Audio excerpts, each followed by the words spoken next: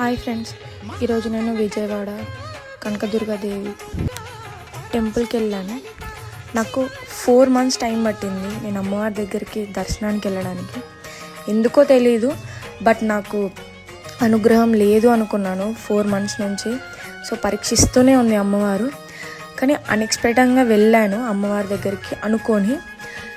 అక్కడికి వెళ్ళిన తర్వాత నాకు అన్ఎక్స్పెక్టెడ్గా జరిగిన ఒక మంచి థింగ్ చెప్తాను, వినండి. ఏదైనా సరే అనుగ్రహం ఉండాలి అని అంటారు. మనం పోవాలనుకుంటే జరగదు, అమ్మవారు మనల్ని చూడాలి అనుకుంటే రప్పించుకుంటుంది ఎలాగైనా.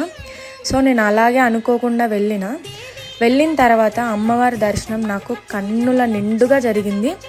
చాలాసేపు అమ్మవారిని చూసుకోవడానికి టైం ఇచ్చారు.